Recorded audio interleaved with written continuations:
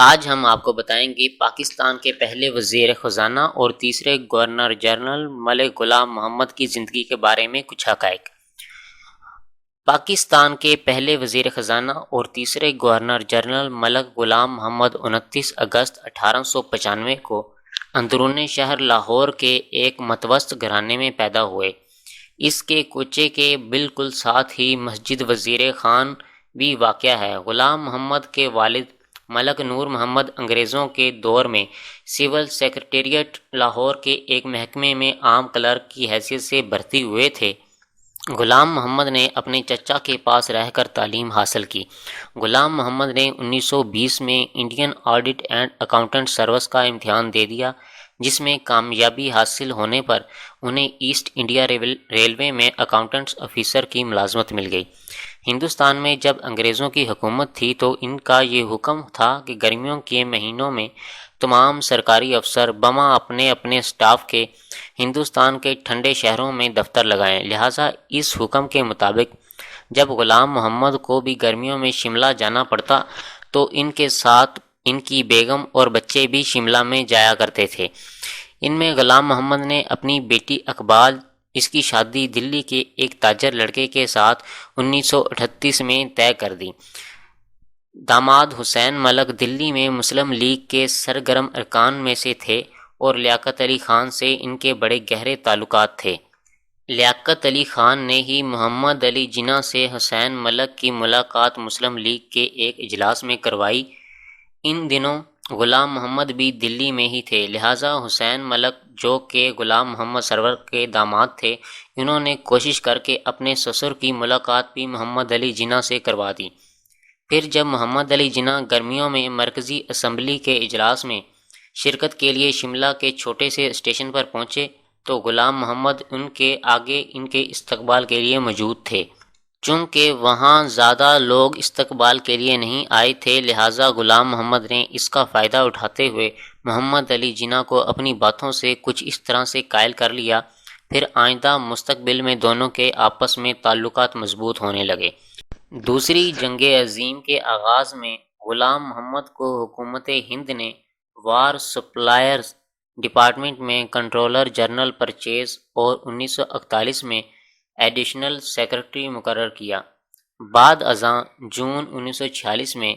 انہیں حکومت برطانیہ کی طرف سے KCIE کا خطاب بھی مل گیا۔ 1942 کے آخر میں غلام محمد کی قابلیت KCIE کی شہرت انہیں ریاست حیدرآباد دکن لے گئی، جہاں نظام دکن کے وزیر خزانہ کی حیثیت سے نہ صرف مالی امور بلکہ ریاست حیدرآباد کی سیاست میں بھی اہم کردار ادا کرتے رہے۔ غلام محمد نے 1945 تک وہاں رہے اور پھر سرکاری ملازمت سے استعفیٰ دے کر ہندوستان کی لوہے اور سٹیل کی سب سے بڑی صنعت ٹاٹا انڈسٹریز کے ڈائریکٹر منتخب کر لیے گئے۔ مئی 1946 میں کیبنٹ مشن نے پہلے کسی حد تک مسلمانوں کی طرف سے الگ ریاست کا مطالبہ منظور کرتے ہوئے مسلم لیگ کے رہنماؤں کو تعاون کی یقین دہانی کروائی تھی، لیکن تقریباً 2 ماہ بعد ہی اس سے پھر گئے، جس پر مسلم لیگ کے رہنما اور حکومت برطانیہ میں ٹھن گئی۔ پارٹی نے محمد علی جناح کی قیادت میں فیصلہ کیا کہ مسلم لیگ کے رہنما حکومت برطانیہ کی طرف سے دیے گئے خطبات کو واپس کر دیں گے، لیکن غلام محمد نے ایسا کرنے سے انکار کر دیا۔ ان کے اس فیصلے پر محمد علی جناح نے ان کے ساتھ کسی قسم کی ناراضگی کا اظہار نہ کیا، بلکہ اکتوبر 1946 میں ہندوستان میں بننے والی عبوری حکومت میں محمد علی جناح نے غلام محمد اور چودھری محمد علی کے مشورے سے لیاقت علی خان کو وزارت خزانہ کا قلمدان سنبھالنے کے لیے کہا۔ پھر تاریخ شاہد ہے کہ پاکستان کے جلد قیام میں یہی وزارت زیادہ کام آئی، کیونکہ اس وزارت کی وجہ سے مسلم لیگ کو مسلمانوں کی طرف سے عوامی بجٹ پیش کرنے پر بہت سراہا گیا، جبکہ ہندو تاجروں نے اس بجٹ کی وجہ سے جس میں ٹیکس چوری روکنے کے لیے اقدامات کیے گئے تھے، کانگریسی لیڈروں پر دباؤ ڈالنا شروع کر دیا کہ مسلمانوں کے رہنماؤں سے مل کر فوراً کوئی حل نکالا جائے، ورنہ وہ برباد ہو جائیں گے۔ قیام پاکستان کے اعلان کے بعد جب محمد علی جناح نے غلام محمد کو پہلے وزیر خزانہ بننے کی تجویز پیش کی تو غلام محمد نے اپنی ملازمت سے استعفیٰ دے کر پاکستان کی پہلی کابینہ میں وزیر خزانہ اور اقتصادی امور کا عہدہ سنبھال لیا۔ دلچسپ بات یہ تھی کہ جس وقت انہوں نے وزارت کا عہدہ سنبھالا اس وقت بھی نہ تو غلام محمد مسلم لیگ کے بنیادی رکن تھے اور نہ ہی ان کا کوئی سیاسی پس منظر تھا، بلکہ غلام محمد تو صرف ایک تجربہ کار بیوروکریٹ تھے۔ غلام محمد وزیر اعظم لیاقت علی خان کی کابینہ کے سب سے بااختیار وزیر تھے، اس لیے انہیں خزانے کے محکمے کے علاوہ دوسرے مسائل میں بھی شریک کیا جاتا تھا تاکہ ان مسائل کے حل میں بھی ان سے رہنمائی حاصل کی جا سکے۔ اسی سلسلے میں جب اپریل 1948 میں حکومت ہند نے پاکستان میں آنے والی نہر میں پانی کی رسد منقطع کر دی تو اس سے سینٹرل دو آب کا نہری نظام، دیپالپور کا نہری نظام اور ریاست بھاولپور کی نہری شاخ متاثر ہو گئیں۔ پریشانی کے اس عالم میں حکومت پاکستان نے اس مسئلے کے حل کے لیے پاکستان سے غلام محمد کی قیادت میں ایک وفد ہندوستان بھیجا، جس نے 4 مئی 1948 کو چند شرائط پر حکومت ہند سے معاہدہ کر کے نہری پانی کا مسئلہ حل کروا لیا۔ تاہم جولائی 1948 کو انہوں نے ایک بیان دیا کہ لارڈ ماؤنٹ بیٹن نے پاکستان اور بھارت کا مشترکہ گورنر جنرل بننے کی ناکامی کے سبب برصغیر میں 5 لاکھ افراد کا قتل کروایا، جس پر برطانوی حکومت کے وزارت دولت مشترکہ نے ان الزامات کا جواب دیا اور لارڈ ماؤنٹ بیٹن کو بے قصور ثابت کرنے کے لیے بعض اقدامات کی ذمہ داری خود قبول کر لی۔ غلام محمد 1949 کے وسط میں لندن میں منعقد دولت مشترکہ کے ممبر ممالک کے وزراء خزانہ کی کانفرنس میں گئے۔ نومبر 1950 میں غلام محمد دولت مشترکہ کے ہی ممبر ممالک کے وزراء خارجہ کی کانفرنس میں شرکت کے لیے سری لنکا کے دارالحکومت اور وہاں کے سب سے بڑے شہر کولمبو گئے، جہاں کولمبو پلان وجود میں آیا۔ اس دوران ستمبر 1949 میں غلام محمد بحیثیت وزیر خزانہ امریکہ بھی گئے اور مستقبل میں امریکہ کی طرف سے ہر قسم کے تعاون کی یقین دہانی کروا کر پاکستان واپس آئے۔ غلام محمد نے آغاز میں ساری توجہ وزارت خزانہ کے معاملات پر ہی دی، لیکن جب صوبہ پنجاب میں ممدوٹ دولتانہ تنازع انتہا کو پہنچ گیا اور لیاقت علی خان نے بحیثیت وزیر اعظم پاکستان وزیر اعلیٰ پنجاب نواب آف ممدوٹ کی بجائے ممتاز دولتانہ کی طرفداری کی تو غلام محمد نے اپنے دوست مشتاق گورمانی کے ساتھ مل کر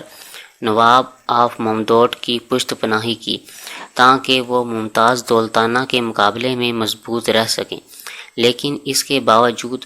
پنجاب کے ان خراب سیاسی حالات کو قابو کرنے کے لیے جنوری 1949 میں لیاقت علی خان نے صوبائی وزارت اور اسمبلی کو برطرف کر کے نظم و نسق آئندہ آنے والے صوبائی انتخابات تک پنجاب کے انگریز گورنر موڈی کے سپرد کر دیے۔ بعد ازاں غلام محمد فشار خون جیسی بیماری میں مبتلا ہو چکے تھے۔ اس کے علاج کے لیے غلام محمد 1951 میں امریکہ گئے اور وہاں ریڑھ کی ہڈی کا ایک طویل دورانیہ آپریشن کروایا، لیکن پاکستان آنے کے کچھ عرصہ بعد ہی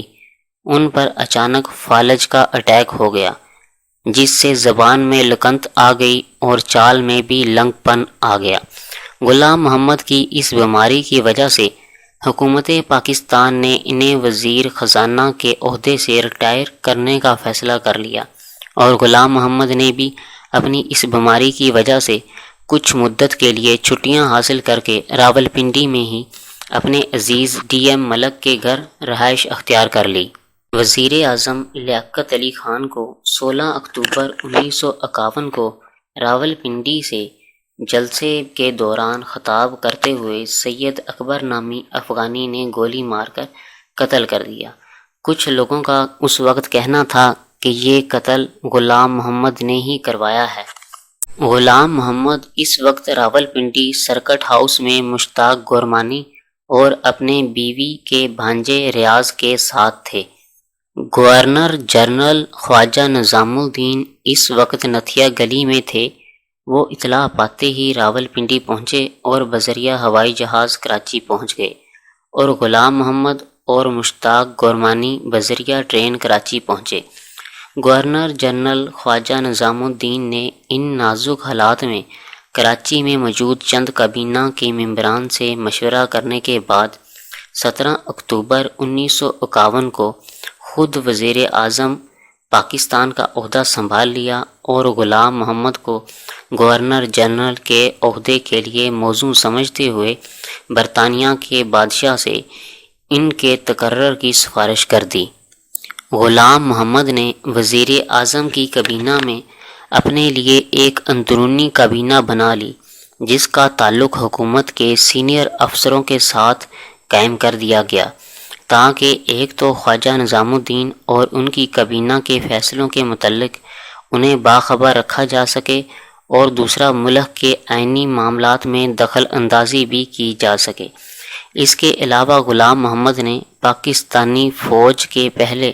سپہ سالار جنرل ایوب خان سے بھی اچھے تعلقات استوار کر لیے تھے، اور آخرکار 17 اپریل 1953 بروز جمعہ کی صبح گورنر جنرل ملک غلام محمد نے خواجہ نظام الدین کو ان کی کابینہ سمیت برطرف کر دیا، اور فرمان جاری کیا گیا کہ ملک کو جو مشکلات درپیش ہیں، خواجہ نظام الدین کی کابینہ ان کا مقابلہ کرنے میں یکسر ناکام رہی ہے۔ خواجہ نظام الدین نے غلام محمد کے اس اقدام پر شدید احتجاج کیا، اور غلام محمد کو نمک حرام بھی کہا، اور کہا کہ ایک تو شاہ برطانیہ سے سفارش کر کے میں نے اسے گورنر جنرل بنوایا اور اس نے ہی مجھے برطرف کر دیا، لیکن اس کے ساتھ ساتھ غیر جانبدار مبصرین نے اس قابل اعتراض اور غیر جمہوری فیصلہ قرار دیا، جبکہ دوسری طرف برطانوی حکومت نے 2 دن بعد ہی خواجہ نظام الدین اور ان کی کابینہ کی برطرفی کو آئینی طور پر جائز قرار دے دیا۔ گورنر جنرل غلام محمد نے خواجہ نظام الدین کی جگہ امریکہ میں پاکستان کے سفیر محمد علی بوگرا کو فوراً پاکستان بلا کر وزیر اعظم مقرر کر دیا، اور نئی کابینہ بھی تشکیل دے دی۔ محمد علی بوگرا کو اچانک وزیر اعظم بنایا گیا تھا، جبکہ وہ مرکزی اسمبلی کے رکن بھی نہ تھے، لیکن اس کے باوجود محمد علی بوگرا نے جس ہوش مندی سے پاکستان کے کچھ مسائل کا حل کر دیا، ان سے انکار نہیں کیا جا سکتا، لیکن آئین بنانے میں سستی اور 1954 کے مشرقی پاکستان کے صوبائی انتخابات میں مسلم لیگ کی شکست اور قوانین واقعات کے بعد گورنر راج کا نفاذ محمد علی بوگرا اور ان کی کابینہ اور مرکزی اسمبلی میں مسلم لیگ کی اکثریت کے لیے کچھ اچھا ثابت نہ ہوا، اور غلام محمد کو ایک دفعہ پھر ہاتھ مضبوط کرنے کا موقع مل گیا۔ محمد علی بوگرا ایک قابل شخص تھے۔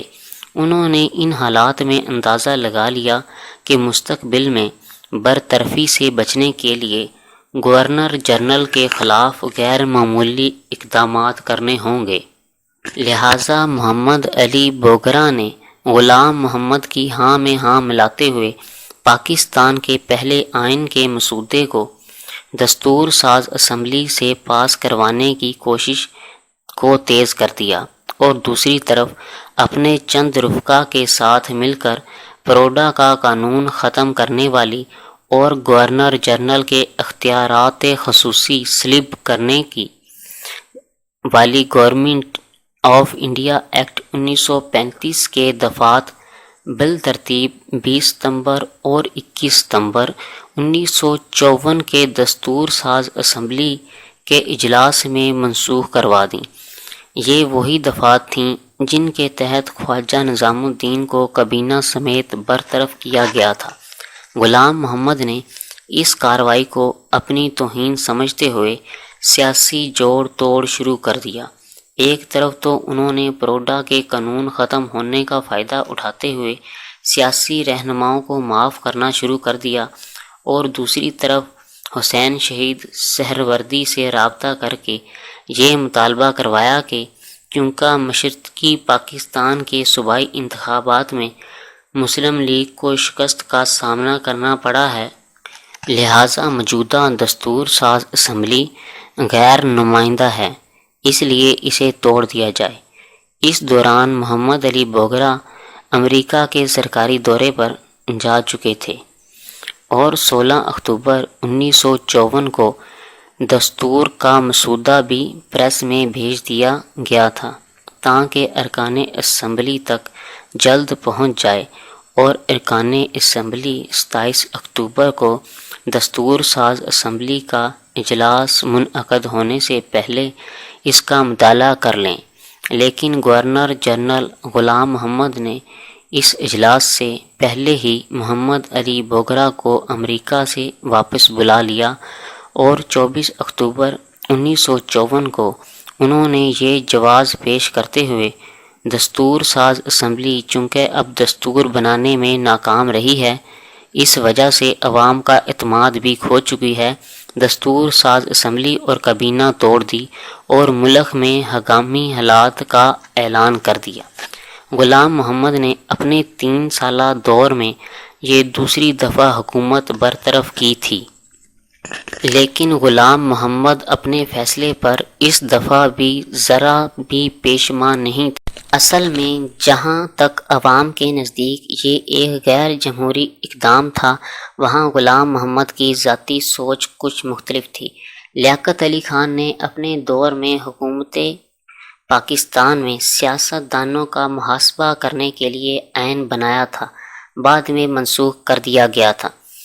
غلام محمد نے تو اس قانون کے منسوخ ہونے کی خبر سنتے ہی ان سیاست دانوں سے بھی زیر سماعت مقدمات واپس لے لیے جن کو اس قانون کے تحت نااہل قرار دیا جا چکا تھا۔ بہرحال غلام محمد نے اپنے اس اقدام کے بعد نئے انتخابات تک مرکزی حکومت کا نظم و نسق چلانے کے لیے اسی دن سے ایک دفعہ پھر نئی وزارت بنانے کی دعوت محمد علی بوگرا کو دے کر ان سے ایک اور کابینہ کے 8 ارکان سے حلف لیا۔ اس مرتبہ نئی کابینہ کے لیے وزیر گورنر جنرل غلام محمد نے خود فائنل کیے، جن میں ڈاکٹر خان صاحب، حسین شہید سہروردی، میجر جنرل اسکندر مرزا اور جنرل ایوب خان کو بھی اس کابینہ میں بحیثیت وزیر شامل کیا گیا۔ گورنر جنرل غلام محمد کے اس کارنامے کی وجہ سے پہلی دفعہ فوج بھی براہ راست سیاست کا حصہ بن کر سیاسی اقتدار کی میوزیکل چیئر میں شامل ہو گئی۔